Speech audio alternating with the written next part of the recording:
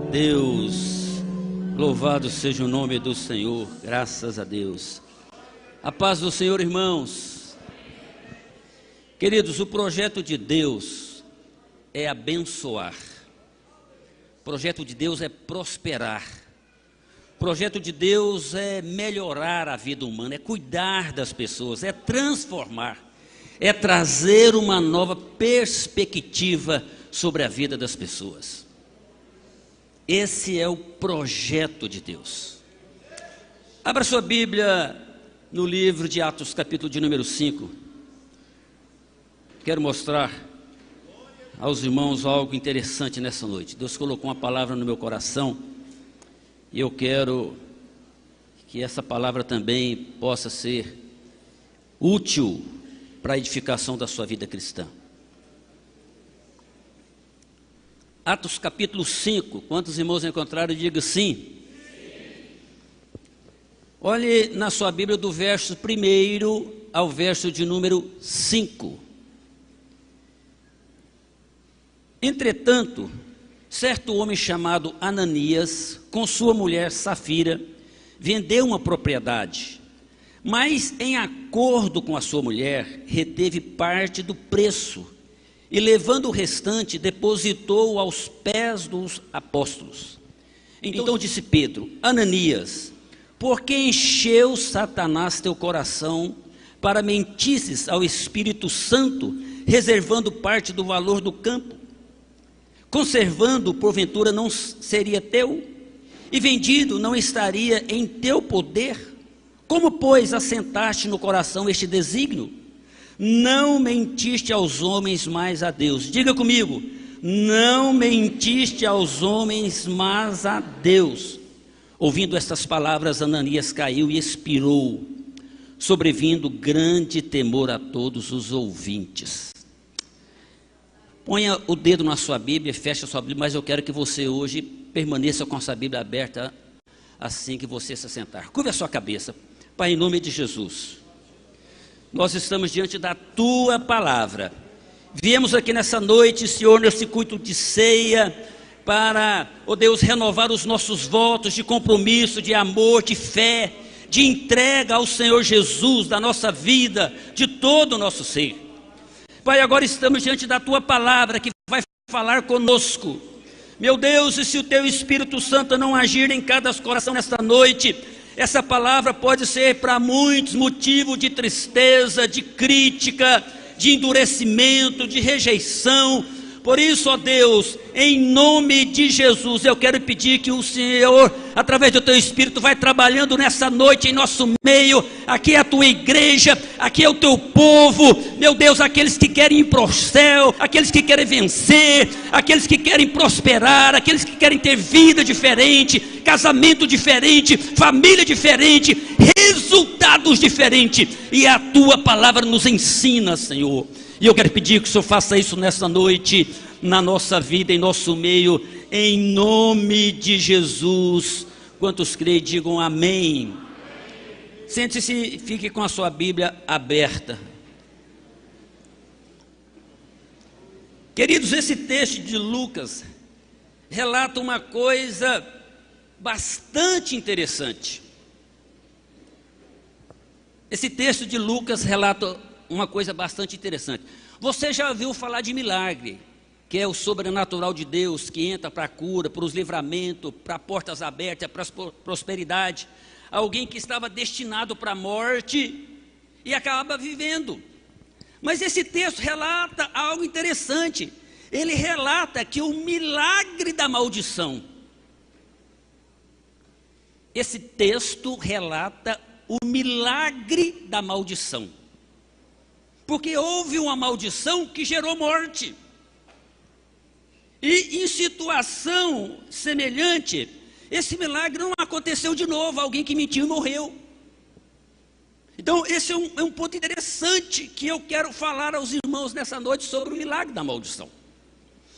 O que é maldição? O que é maldição? Maldição é a condição proveniente de um ato onde o mal é instalado na vida das pessoas de algum modo. Como é que a maldição se instala? Bom, a maldição se instala quando alguém profere uma maldição contra outra pessoa, contra alguém pronuncia uma maldição contra si próprio. A minha vida não presta, a minha vida não vale nada, e a minha vida ela vai acabar mal. As pessoas às vezes falam isso. A maldição se instala quando alguém fala uma mentira diante de Deus como sendo verdade. Então, esse é um ponto que eu quero que os irmãos entendam, para os irmãos acompanhar o que eu quero falar aos irmãos nessa noite. Então, queridos, Deus pode proferir uma maldição sobre a vida de alguém ou sobre alguma coisa? Deus pode proferir maldição sobre a vida de alguém ou sobre alguma coisa? Esse é o grande problema. Sim, Deus pode fazer isso. Agora, o que é importante a gente entender? Que é claro que quando Deus pronuncia uma maldição, ela é uma denúncia contra um pecado. A maldição que Deus pronuncia, ela é uma denúncia contra o pecado, sendo a maldição, na verdade, consequência do pecado e não consequência em si do pronunciamento feito por Deus. Deus, em algumas vezes, já pronunciou uma maldição sobre uma situação e mudou de ideia, sim. Quando Deus falou que ia destruir Nínive, Jonas foi para lá para pregar isso. Mas o povo se arrependeu, o povo se converteu, o povo mudou de vida. Deus mudou aquela maldição. Então Deus pode pronunciar uma maldição. Ela se instala quando alguém pronuncia maldição contra outro, contra si mesmo, ou quando alguém ele fala uma mentira diante de Deus como sendo verdade. Então, queridos, a maldição ela demonstra o julgamento de Deus contra o pecado. Lembra quando Jesus falou contra a figueira? Não tinha fruto, ele disse: nunca mais nasça fruto de ti. A figueira cegou imediatamente. A gente vê um mágico, Elimas, que ele estava acompanhando Paulo, dizendo: esse homem aí é de Deus, e começou a falar, e Paulo diz: ó, filho do diabo, só vai perverter os retos caminhos do Senhor, ficará cego. E Elias ficou cego temporariamente. Foi uma maldição que aconteceu ali na vida dele. Aqui nesse texto aqui mostra a morte de Ananias e Safira. Todos esses casos tratam do julgamento de Deus contra o pecado. Então, o que eu quero que os irmãos entendam? Que a denúncia ou o julgamento de Deus contra o pecado deve despertar o temor de Deus dos homens em relação a Deus. Todos estes casos demonstram qual será o fim de todos aqueles que permanecem em seus pecados ou em desobediência a Deus.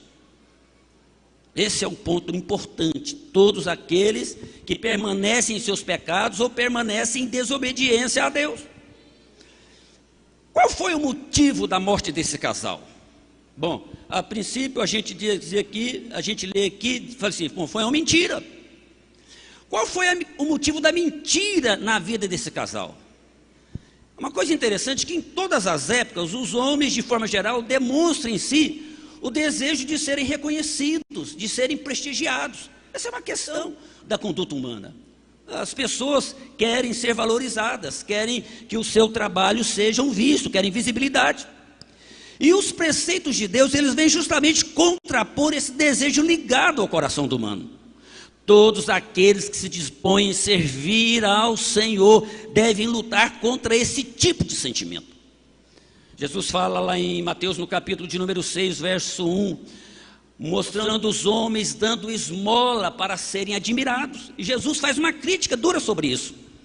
Ele diz assim: guardai-vos de fazer a vossa esmola. Mateus capítulo 6, verso 1, se você tiver com a sua Bíblia aberta, olha: guardai-vos de fazer esmolas diante dos homens, para serem vistos por eles. Aliás, não tereis galardão junto ao vosso Pai que está nos céus.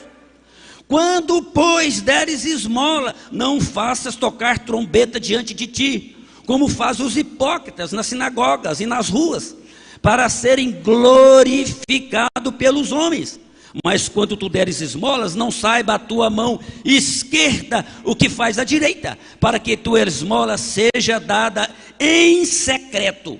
E o que faz a tua mão direita, e o teu pai que vê em secreto, Ele mesmo te recompensará publicamente. Você dá uma esmola em secreto e Deus vai te recompensar publicamente. Todo mundo vai ver a sua prosperidade. E é interessante que isso também acontece no momento dos erros, dos pecados, das coisas que as pessoas fazem. Eles fazem no oculto, em secreto, e a consequência vem publicamente. Então, queridos, as contribuições naquela época, elas geravam prestígio no meio da congregação. Quando você vê a igreja ali prosperando, com muita aquela ênfase, todo mundo naquela expectativa da volta de Jesus, o coração do povo era um só, e eles todos os dias estavam juntos, congregando, lendo a palavra, orando, partindo o pão, pregando. Então começou a haver um sentimento de prover meios para aquela congregação continuar juntas. E Barnabé, que era um dos líderes da igreja, tinha um campo, e ele vendeu esse campo, e trouxe o seu dinheiro, e entregou aos pés dos apóstolos, e toda a congregação viu, todo mundo viu aquela dádiva, aquela contribuição, aquilo gerou um sentimento de alegria, por ver aquela atitude daquele obreiro. E aí Ananias também, mas Safira, decidiram fazer o mesmo. Quando alguém, queridos, dava uma oferta vultuosa, isso gerava admiração e respeito. E esse prestígio ele era alcançado por meio da generosidade em si. E Ananias e Safira, quando viram o prestígio de Barnabé, teve a cobiça, ou cobiçaram aquela honra para si, mas de modo reprovável. Então, aqui a gente vê e vai entender a gravidade do pecado que estava acontecendo ali. Eles mentiram para Deus. Várias questões são levantadas sobre o pecado de Ananias e Safira. Eles teriam blasfemado contra o Espírito Santo, por isso que morreram. Porque Deus os executou tão de imediato, sem dar chance para o arrependimento. Teria sido o pecado deles tão grave, que Deus não poderia dar um tempo. Sabe, queridos, quando Ananias e Safira depositou aos pés dos apóstolos a contribuição, eles estavam se fazendo passar por um homem melhor do que ele era. Não houve uma blasfêmia. Mas ele não teve nenhuma blasfêmia. Eles simularam uma situação para obterem prestígio. Eles simularam uma situação para obterem prestígio. E eles não voltaram atrás naquilo que planejaram, mas levaram à frente o seu intento, mentindo em relação ao preço da venda. E o que aconteceu? Houve um pecado que a Bíblia no Antigo Testamento chama de pecado com as mãos levantadas. Olha na sua Bíblia, Números, capítulo de número 15, versos 30 e 31. Porque talvez você nunca tenha lido, ou talvez você lido, mas não fez uma associação sobre o que é esse pecado das mãos levantadas. Quem é que comete o pecado das mãos levantadas? Aonde se vê o pecado das mãos levantadas? Números 15, 30, 31. Diz assim: mas a alma que fizer alguma coisa à mão levantada, quer seja dos naturais, quer dos estrangeiros, injúria ao Senhor, e tal alma será extirpada no meio do seu povo, pois desprezou a palavra do Senhor e anulou o seu mandamento. Será extirpada aquela alma, a sua iniquidade será sobre ela. O que é o pecado da mão levantada? O que é o pecado da mão levantada? É o pecado premeditado. É o pecado planejado de forma voluntária e levado à frente à sua execução. Alguém planejou pecar. Eu sei que está errado, eu sei que não devo fazer, eu sei que a Bíblia ensina o contrário, eu sei a vontade de Deus, mas eu vou fazer o meu pecado, vou levar ele à frente. Pecado com a mão levantada. Esse é o ponto importante, porque às vezes a gente não entende. Quando a Bíblia fala assim: aquele que me confessar diante dos homens, eu confessarei diante do meu Pai que está no céu. É por isso que aqui na igreja a gente diz assim: quem quer aceitar Jesus, levante a sua mão. Esse levantar a mão é um sinal público de uma decisão de que alguém quer pertencer ao Senhor. Como é que você é conhecido no reino espiritual? Como é que os diabos, os demônios sabem que você é de Deus, que Deus está na sua vida? Porque muitas das vezes as pessoas, os crentes, não ficam endemoniados, não ficam cheios do demônio, a ponto dele tomar a sua mente e partir para um outro lado diferente. Sabe, queridos, esse é o pecado da mão levantada, é o pecado premeditado. Alguém que faz propósito e não cumpre os seus propósitos. Alguém que fala para enganar, alguém que fala para continuar o erro, só para disfarçar uma mentira diante de Deus e dos homens. À medida que a gente faz propósito deliberadamente contra a palavra, é como se você estivesse levantando a mão dizendo: Deus, eu decido permanecer no erro. Deus, eu decido permanecer no pecado. Deus, eu decido contradizer, desobedecer a tua palavra. E Hebreus, lá no capítulo 10, versos 26 e 29, se você quiser ler, lá fala isso. Fala da gravidade desse tipo de pecado. Porque se pecarmos voluntariamente, depois de termos recebido o conhecimento da verdade, já não resta mais sacrifício pelos pecados, mas uma certa expectação horrível de juízo. Sabe, queridos, Ananias e Safira, eles ignoraram a onisciência de Deus. O que é esse atributo da onisciência de Deus?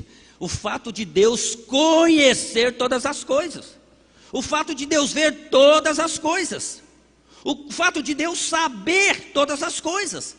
Eles ignoraram essa onisciência de Deus. A falta de temor e a ousadia em mentir os fez ignorar a onisciência de Deus. Lucas capítulo 12, verso de número 2 e 3 diz: mas nada há encoberto que não haja de ser descoberto, nem oculto que não haja de ser sabido. Porquanto tudo que vem em trevas disseste, à luz será ouvido, e o que falaste ao ouvido no gabinete será sobre os telhados pregado. Hebreus 4,13 diz: e não há criatura alguma encoberta diante dele, antes todas as coisas estão nuas e patentes aos olhos daquele com quem devemos prestar contas.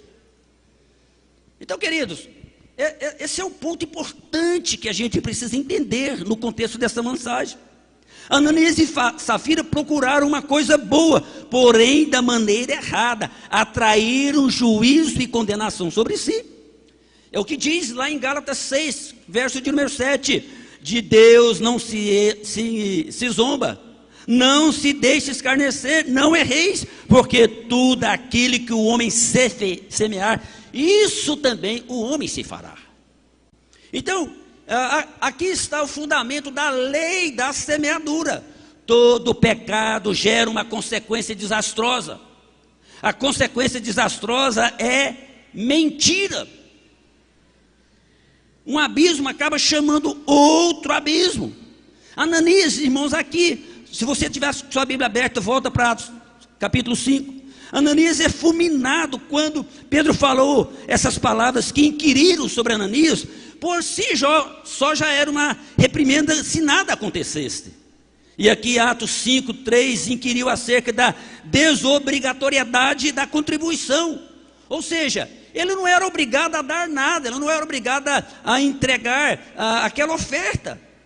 Por isso que Pedro então vai confrontar ele. Olhem na sua Bíblia: porque mentiste e retivestes a parte do preço da venda, guardando-a não ficava para ti, e vendida não estava em teu poder. Porque formaste esses desígnios em teu coração, não mentiste aos homens, mas a Deus. E Ananias, ouvindo esta palavra, caiu e expirou. Você vê que Safira, a sua esposa, ela é fulminada. Olha, continua aí na sua Bíblia, olhando o verso 7. A esposa de Ananias era também a sua cúmplice, participante direta no pecado da mentira do Espírito Santo. Olhe aí na sua Bíblia, verso de número 8. E Pedro lhe disse, dirigindo, perguntou: dize-me, vendeste, portanto, aquela herdade? E ela disse: sim, portanto. Então Pedro lhe disse: por que é que entre vós vos concertastes para tentar o Espírito do Senhor? Eis aí a porta, os pés dos que sepultaram o teu marido também te levarão a ti. E logo caiu aos pés e expirou. E aí, queridos, numa situação dessa, o temor pairou sobre aquela congregação, todos aqueles que ouviram. Aí eles começaram a questionar: teria sido Deus muito severo com Ananias e Safira? Por que não deu tempo para eles se arrependerem? Sabe, queridos, Deus não é tolerante com nenhum tipo de pecado, mentira ou que qualquer outro pecado. Deus não é tolerante com o pecado. Aquelas pessoas que conhecem, que já foram esclarecidos, que estão com a palavra na mão, que estão sendo instruídos e querem continuar com a mão levantada, dizendo: eu continuo a pecar, eu continuo no erro, eu decido fazer o contrário da Bíblia. Esse tipo de pecado Deus não tolera. Sabe, queridos, a mentira em qualquer situação é pecado e sempre faz separação entre Deus e o homem. O salário do pecado é a morte, a Bíblia diz isso. E o pecado na vida de um crente fiel a Deus, ele pode até ocorrer, mas nunca deve ocorrer de forma premeditada. Pecado na vida das pessoas deve ser percalço. À medida que você conhece a verdade, à medida que você conhece a palavra, você vai se comprometendo com a palavra, e isso vai gerando o amadurecimento e o crescimento espiritual. Desde o momento em que o pecado foi planejado até o momento em que veio a ser executado à tona perante a igreja, houve oportunidade para arrependimento de Ananias e Safira, mas eles haviam premeditado continuar no erro e continuar no pecado. Lá em Tiago capítulo 2, verso de número 13, diz que a misericórdia ela triunfa sobre o juízo. E Deus sempre espera que haja arrependimento, pois Ele não tem prazer na morte de ninguém, qualquer pessoa que venha morrer sem salvação. Lá em Ezequiel capítulo 18, versos 23 e 24 diz: desejaria eu de qualquer maneira a morte do ímpio, diz o Senhor. Não desejo antes que se converta dos seus caminhos e viva. Mas desviando-se o justo da sua justiça e cometendo a iniquidade, fazendo conforme todas as abominações o que faz o ímpio, porventura viverá na sua transgressão com que transgrediu e no seu pecado com que pecou, neles morrerá. Então, queridos, esse texto ele acaba com aquela teoria que algumas pessoas dizem: o crente não pode ser muito fiel a Deus não, porque senão Deus vai levar, porque Deus procura os fiéis da terra, né? E se fosse assim, então você só ia morrer quando você estivesse preparado. E na verdade não é isso que acontece. As pessoas têm morrido nos mais diferentes níveis de vida, de estilo de vida, de comportamento, de atitude, de compromisso. Então a gente precisa entender o que a Bíblia está falando. O que Satanás colocou no coração de Ananias e Safira? 4 coisas aqui. Quando você olha esse texto, você percebe que Satanás colocou 4 coisas no coração de Ananias e Safira. Primeiro, Satanás colocou inveja no coração deles. Eles e a comunidade viram o exemplo de Barnabé e se recusaram a ficar por baixo, permanecer mesquinhos, avarentos. Se eles não dessem aquela oferta daquele nível, parece que eles foram avarentos, eles estavam mesquinhando aquela oferta. Esse era o sentimento que eles tinham. Aí entrou a inveja, e a inveja é muito ruim. A inveja é tristeza pelo bem alheio. Quando você vê as pessoas obtendo coisas, alcançando resultados, sendo prosperadas, adquirindo coisas, isso gera uma tristeza. E a gente, às vezes isso acontecendo no meio da igreja, as pessoas começam a ver, começam a ter tristeza pela prosperidade do irmão, começa a ter tristeza pelo sapato que o irmão compra, pelo tipo de marca de roupa que o irmão veste, pelo salário que o irmão tem, pelo carro que o irmão anda, pela casa que o irmão tem, pelos talentos que o irmão tem, pela família que o irmão tem, pelos ministérios que a pessoa tem. Sabe, querido, às vezes a gente acha que todo mundo está torcendo para o bem, e muitas pessoas estão tendo sentimento errado. Quando você está vendo as pessoas alcançando resultados, realizando seus sonhos, alcançando seus projetos, estabelecendo os ideais, e esses ideais se concretizando diante de Deus. Deus abençoou, Deus me deu um filho, oh, que coisa boa. Deus me abençoou, Deus me deu marido, Deus me deu esposa, Deus me deu trabalho, sabe? E as pessoas às vezes vão ficando com o coração fechado com as conquistas dos outros. Satanás colocou inveja no coração de Ananias e Safira. E a gente precisa tomar cuidado, irmãos. Eles sentiram inveja porque os outros receberam o reconhecimento especial dos apóstolos, e eles queriam isso. A palavra de Deus diz lá no Salmo 37, verso 1: não tenhas invejas. A inveja leva ao pecado, fere os sentimentos, a inveja gera a morte. Satanás colocou também no coração daquele casal a cumplicidade.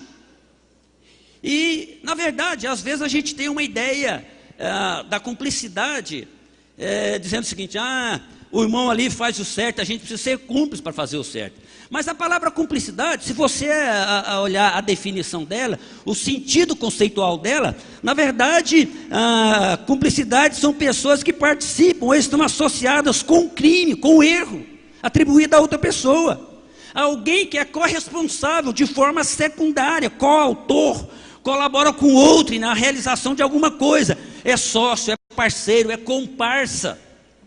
Então esse é o sentido de cumplicidade, é o sentido negativo. E eles concordaram em subtrair do preço da venda antes da entrega. Houve consentimento de Safira. Se ela não tivesse consentido, não teria morrido, mas ela consentiu e acabou sendo morta. Ela se tornou cúmplice do marido, e este é o maior risco no meio dos casais. Cumplicidade no erro que afeta toda a família. Engano, inverdade. Muitos se tornam cúmplices do diabo por causa disso. O diabo lhe diz: não ore, não jejune, não vai para os cultos da igreja, não vai para a EBD, não leia a palavra, não precisa jejuar, sabe, não acredite, não perdoa, não contribua. Queridos, a cumplicidade deve ser nas coisas boas, na verdade, no temor. Mas fora disso, não seja cúmplice do erro de ninguém. Seja alguém da verdade. Outra coisa que o diabo colocou no coração daquele casal, além da inveja, da cumplicidade, ele colocou a mentira. Eles eram mentirosos. A mentira, queridos, é do diabo. O diabo é o pai da mentira. Quando Ananias fez a declaração, Safira não estava com ele. Pedro confrontou para dar oportunidade para se arrepender. Ananias poderia escapar da morte, mas ele deixou Satanás encher seu coração. E a mulher também mentiu. Ambos morreram. Mentiram juntos, mentiram separados, mentiram como casais, mentiram como família, morreram juntos. Cuidado, irmãos. O diabo encher seu coração. O que está acontecendo com a sua vida? Não deixe isso vir para dentro da sua casa.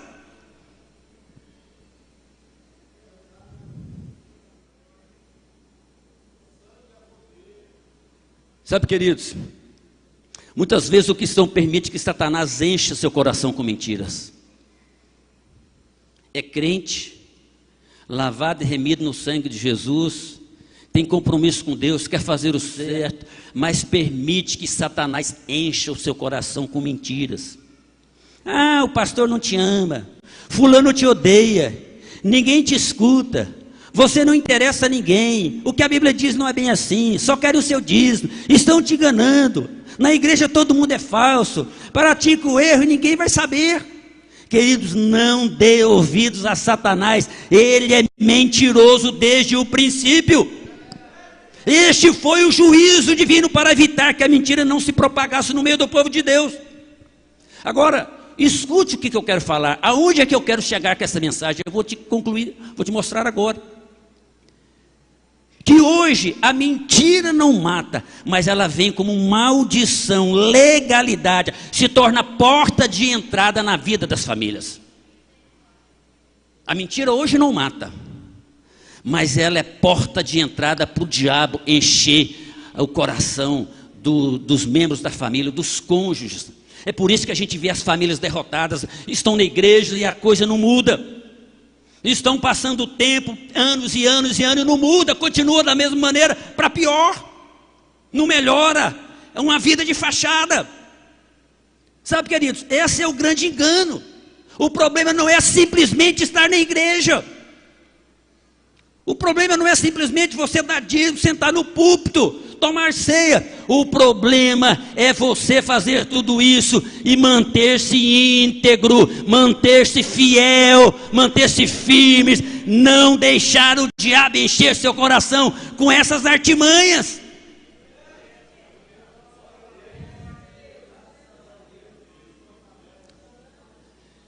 Por isso que quando a gente lê no texto da ceia aqui, e a gente às vezes não sabe discernir a profundidade com que Paulo escreve o verso 30 do capítulo 1 de Coríntios, capítulo 11, que a gente lê toda a ceia.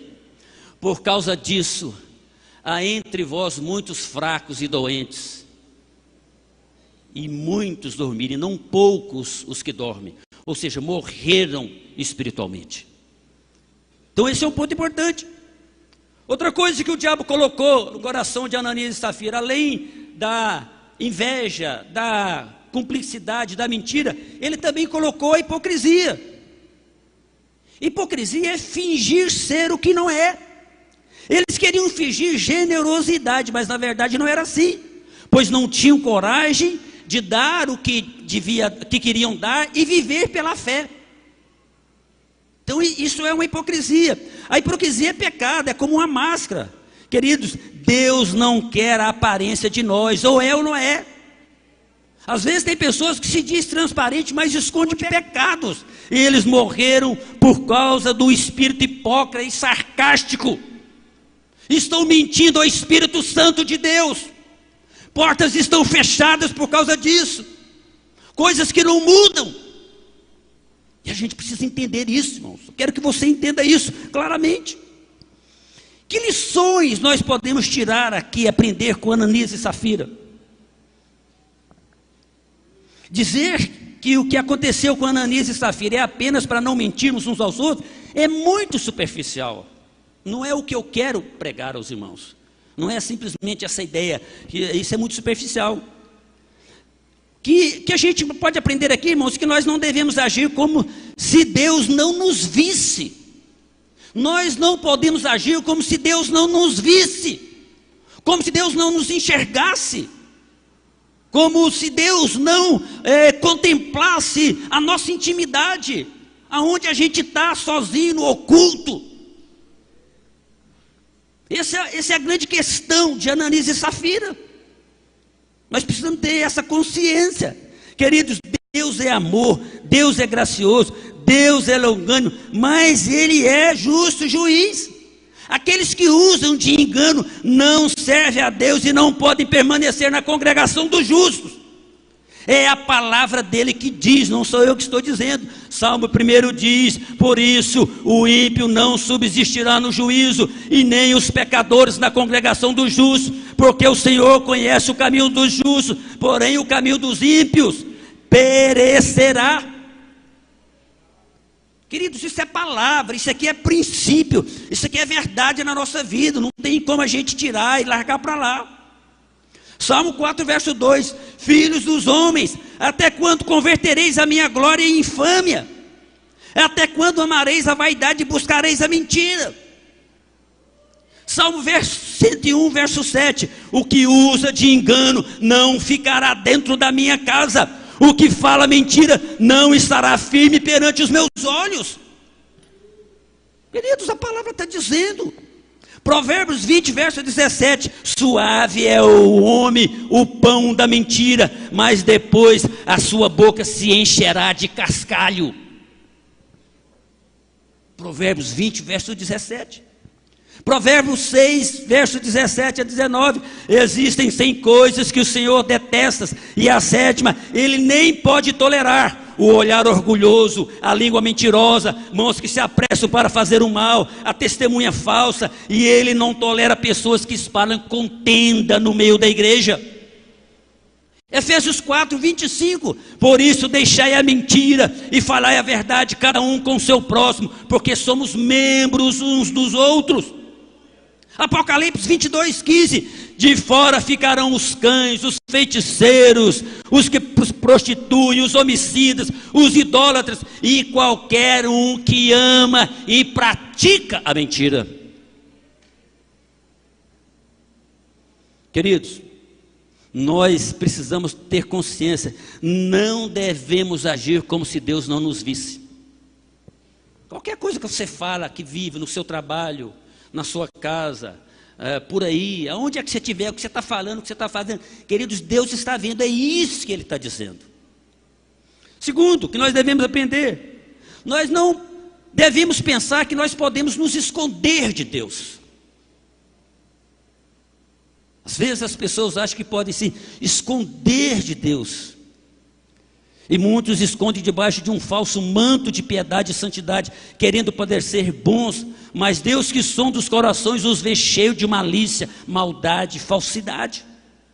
Salmo 139, verso 23, o salmista diz: sonda-me, ó Deus, conhece o meu coração, prova-me, conhece os meus pensamentos, vê se há em mim algum caminho mau, guia-me pelo caminho eterno.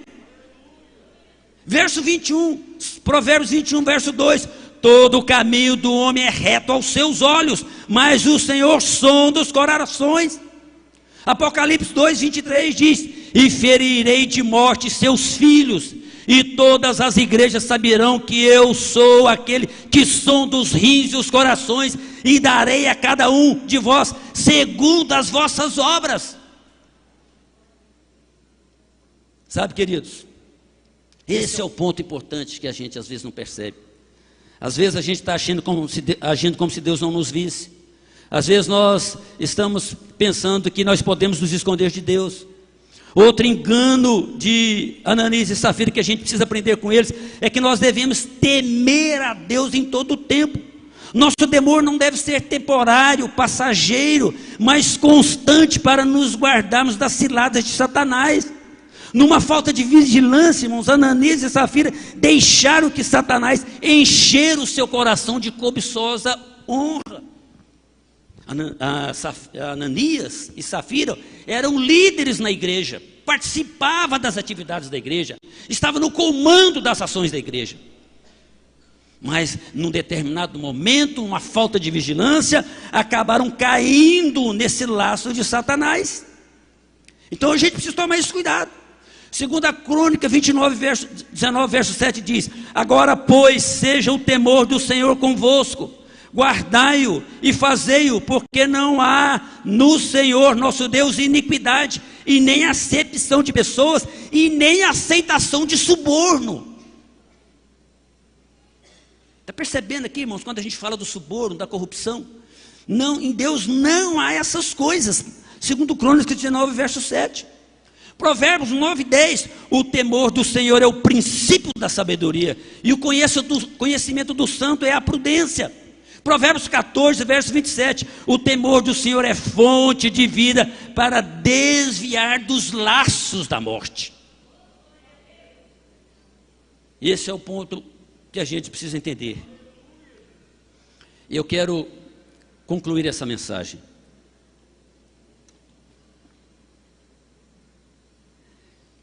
Eu quero concluir perguntando aos irmãos: será que você vem sofrendo hoje o que não é fruto de pecados escondidos de tempos atrás?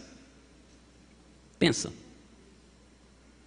Será que você não tem brincado com o pecado dizendo: só mais essa vez?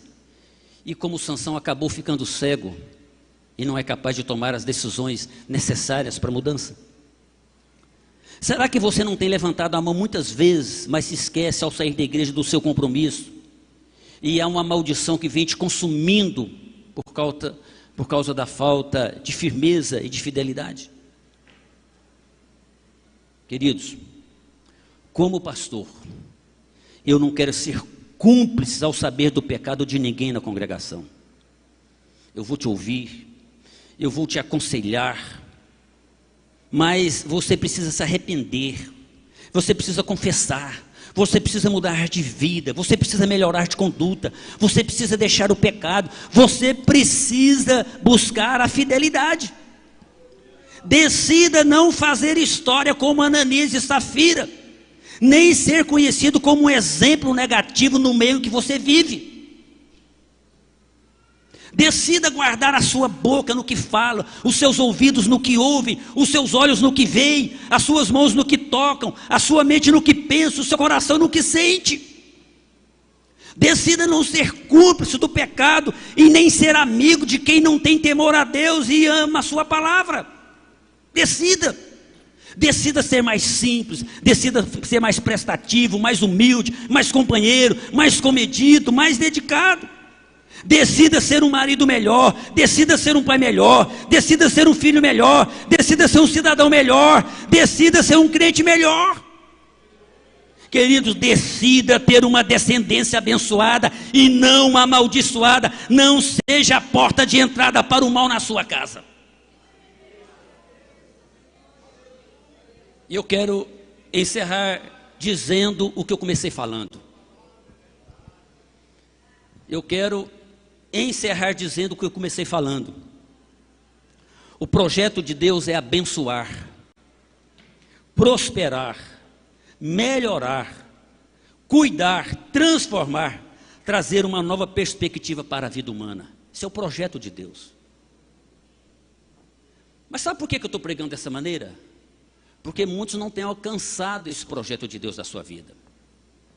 Porque muitos ou desconhecem ou desvalorizam que o diabo também tem um projeto. E o projeto do diabo, sabe qual que é? Matar, roubar e destruir. Como é que ele vai fazer isso na sua vida? Como é que ele vai fazer isso na sua família? Como é que ele vai fazer isso nas suas finanças? Como é que ele vai fazer isso na sua vida espiritual? Como é que ele vai fazer isso nos seus relacionamentos? Esse é o projeto do diabo. O problema é que muita gente está brincando de ser crente, enquanto o diabo não brinca de ser diabo. Ele veio para essa missão. Está percebendo, irmãos, o problema? Deus tem um projeto. O diabo vem com as suas artimanhas, encontra uma legalidade na vida de crentes que chamam pelo nome de Deus. E esses crentes que eram para ser o povo mais feliz da terra, o povo abençoado, o povo próspero, o povo alegre, o povo realizado, o povo consciente da verdade, daquilo que tem e até daquilo que não tem. O diabo encontra brecha nesses corações para jogar as suas artimanhas e fazer com que as pessoas percam aquilo que Deus tem para elas. Muitos estão perdendo a bênção de Deus por causa de coisas que aparentemente são pequenas, mas são atos que dão legalidades para o diabo entrar na vida das pessoas. Eu quero convidar você a se colocar de pé, porque eu quero orar com você.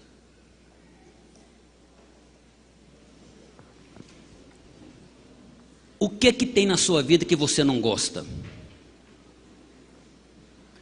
O que tem na sua vida que você diria, precisa haver uma mudança? Eu não estou bem, eu não aceito, eu não tenho prazer, eu não tenho alegria.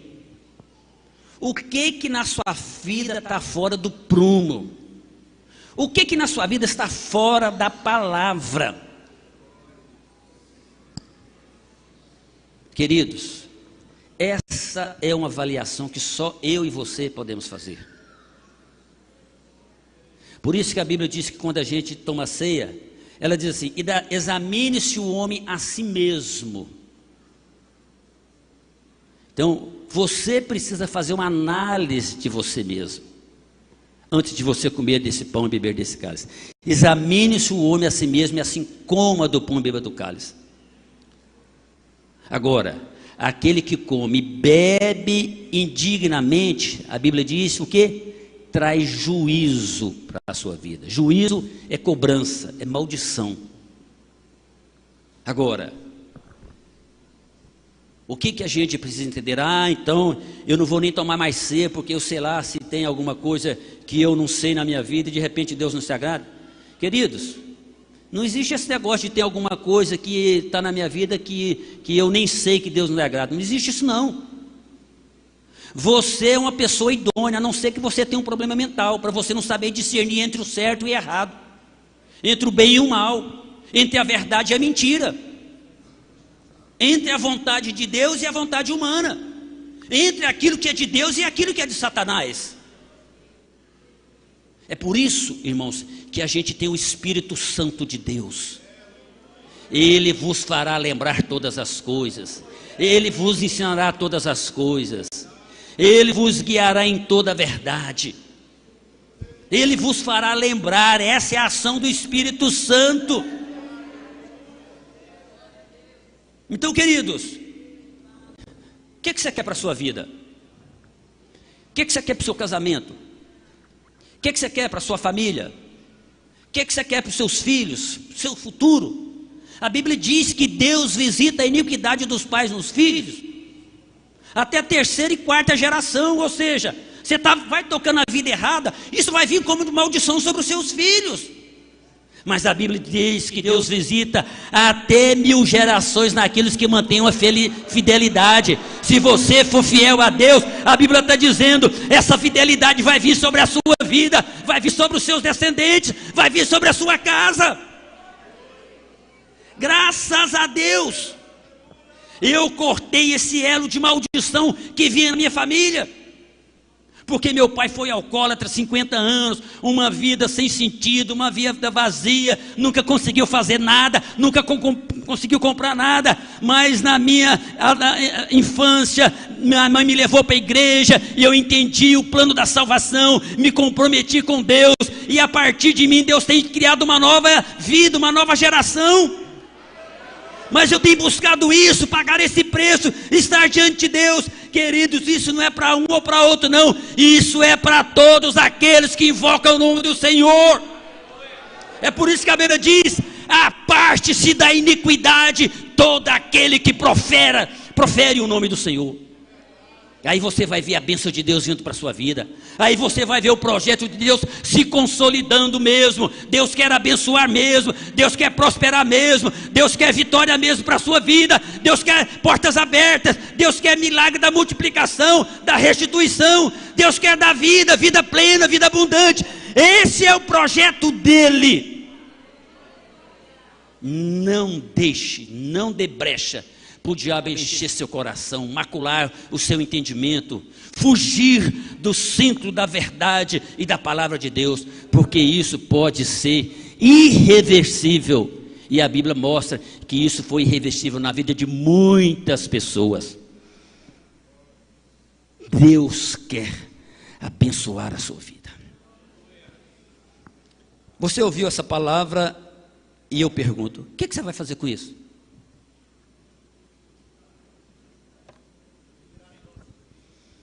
Onde essa palavra entra na sua vida? Quando eu prego uma palavra assim, bem exortativa, na verdade, irmãos, Deus vem falando comigo a cada momento. Deus vem falando ao meu coração situações para mudança, para melhor. E se eu recebendo uma palavra dessa, no momento de apelo, eu sou o primeiro a vir aqui na frente e dizer, Senhor, melhora a minha vida. Senhor, livra a minha vida, Senhor, de o Satanás encher meu coração. Irmãos, quantos pastores estão perdendo o foco da mensagem? Quantos pastores reúnem os crentes para tirar 1, 2, 3, 5 ofertas no culto, só falam dinheiro, perderam o foco. Falando que Deus vai abençoar se você der dinheiro, que Deus vai prosperar. Isso é mentira. Se você der o dízimo, você vai prosperar mesmo. Você não vai ficar rico, a Bíblia não diz que vai ter riqueza porque você deu dízimo, mas vai ter prosperidade, vai ter paz na sua casa, vai ter paz nos relacionamentos, vai ter vida próspera, vai ter sono, vai ter apetite, vai ter alegria, mesmo no meio da simplicidade. E é isso que Deus quer trabalhar na nossa vida, na nossa mente, no nosso coração, nos fortalecer nessas verdades, para que a gente não caia nesse engano aí, que estão sendo pregado, muita mentira em nome de Deus, muita coisa que Deus não tem mandado pregar, muita coisa fora da palavra, muita heresia. Sabe, queridos, essa é a grande arma do diabo nos dias atuais que antecede a volta de Jesus. E foi Jesus quem disse, porventura quando vier o Filho do Homem, achará fé na terra? E achar fé na terra não é no globo não, irmãos, terra aqui é o grupo de pessoas constituídas por aqueles que entregaram a sua vida a Jesus. Achar fé na terra é essa comunidade que muitas das vezes acaba perdendo o foco. Por isso que Jesus diz que por aumentar a iniquidade, o amor de muitos esfriará. E a gente precisa fazer uma reflexão para a nossa vida. Então essa é a noite para você estar diante aqui dessa mesa que representa o corpo e o sangue do Senhor, e você dizer: Senhor, eu renovo os meus votos contigo, de uma vida nova, de uma vida plena, de uma vida abundante.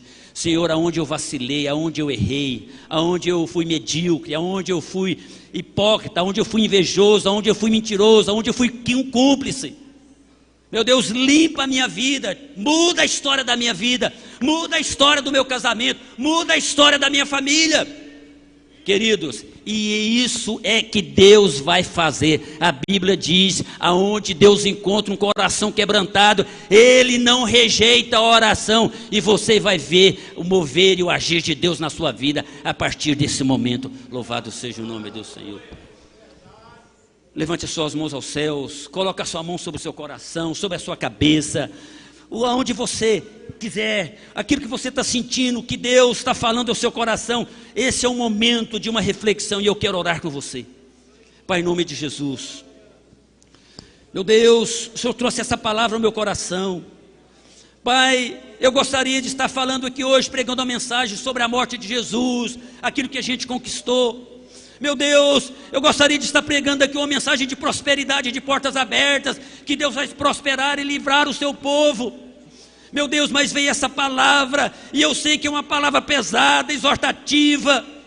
Meu Deus, eu sei, ó Pai, mas eu sei, Senhor, por aquilo que está sendo pregado na mídia, Senhor, por aquilo que está sendo pregado em novas igrejas que abrem todo dia, por pastores e líderes que querem arrebanhar pessoas que têm dinheiro, ó Deus, e que pessoas que estão procuradas em benesses, ó Pai, acabam, Senhor, maculando a verdade, acaba jogando por terra, Senhor, as verdades necessárias, pertinentes à salvação, e muitos acabam entrando por uma porta larga.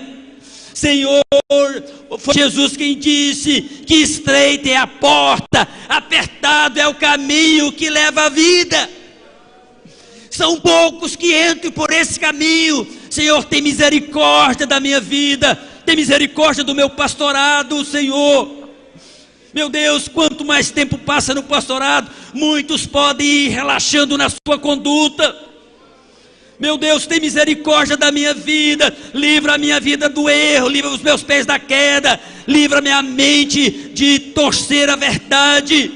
Senhor, me dá compromisso com essa verdade. Oh Deus, tem misericórdia da minha vida, eu preciso do Senhor. Pai, tem misericórdia desses obreiros que são exemplos, que são modelos, que sentam no púlpito, que tem visibilidade. Meu Deus, o diabo está armando laço contra essas vidas, querendo destruir, querendo acabar com seus casamentos, querendo acabar com a sua vida espiritual, querendo acabar com o seu testemunho. Meu Deus, tem misericórdia, Senhor, guarda a tua igreja, guarda o teu povo, livra a nossa vida. Senhor, quero orar pelas famílias aqui representadas, homens, mulheres, maridos, esposas, pais e mães, filhos. Meu Deus, a comunidade da fé que aqui congrega, Senhor, tem misericórdia, vai de encontro a cada vida, a cada situação. Meu Deus, o Senhor, através do teu Espírito, vai conscientizando, vai falando. Meu Deus, aqueles que têm, ó Deus, sido tocados por uma intenção maligna, onde o diabo tem enchido os seus corações para agir contrário à palavra, para agir contrário à tua vontade. Meu Deus, tem misericórdia, Senhor, muda esse quadro. Senhor, perdoa essas vidas. Senhor, que nesta noite, Senhor, seja quebrado, meu Deus, esse laço de maldição por aqueles que têm usado da mentira, ó Deus, e tem mentido uma, duas, muitas vezes, e diz: eu não morri, mas a maldição tem sido instalada, portas estão fechadas, a miséria, há um devorador na vida das pessoas. Senhor, laços, portas fechadas, uma tristeza, uma angústia. Meu Pai, muda a história da tua igreja, perdoa o teu povo no erro. O sangue de Jesus tem poder, o sangue de Jesus tem poder, o sangue de Jesus tem poder para mudar situações. Vai fazendo esta obra, Senhor. Desce sobre nós o espírito de temor, desce sobre nós um espírito de arrependimento, desce sobre nós um espírito de quebrantamento, desce sobre nós um espírito de vida nova, de uma nova perspectiva, de compromisso, de fidelidade. Senhor, tem misericórdia da nossa vida, muda a história da nossa vida, ó Pai. É assim que nós oramos e te pedimos. Senhor, a nossa vida é tua, nós te amamos, nós não queremos perder a nossa salvação por nada. Senhor, tem misericórdia da nossa vida. Xarabaçu de candeneime aste frai, rica laste eite flanda nimanais, rilabasui teleitui, oranda labalabasui cato, rita neime laste frai de labasui, orida neime leite lais, radalabasteri catelabasute, elite labasori flanda nebarabasheri, aralabasui cato, ricas purei, labaste fraita, rida labasteri balaite ne, ronda neba laite eca labasti, seriba, ricas testi fraita, rida laste flecha ne, rila vai cheribas te mica, oh rica te manaite, relabaste de blaite fraita, mica laibaste limana lebarabas pronti, rilaste vai recanda remanais. Oh, aleluia.